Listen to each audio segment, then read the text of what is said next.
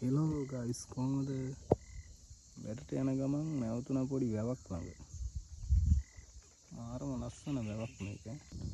පට්ට ලස්සනයි මල් වලින්ම පිරලා තියෙන්නේ. එහා පැත්තේ අයින ගත්තොත් එහෙම ඔය පිටියේ පැත්තේ තනිකරම අවුළු මල් රතු පාටින් පිරලා තියෙන්නේ. මාරම ලස්සනයි.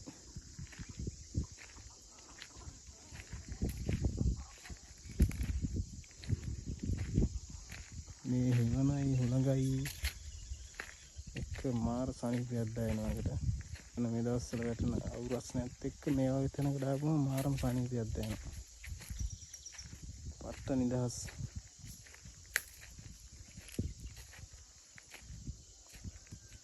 කිසි සද්දයක් බද්දයක් නැහැ, වාහන සද්ද බද්ද නැහැ. ගමක් කියන්නේ ඉතින් දිව්‍ය ලෝකයක් තමයිනේ.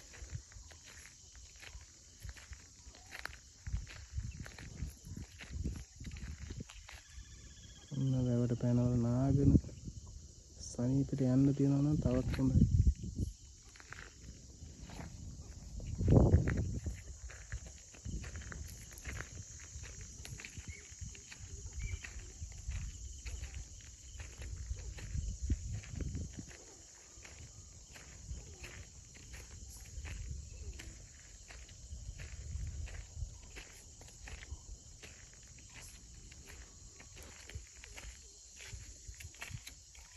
ආතල්ලේ බෝතලේ තරම් ආවනම් තව 3-4 දිනක්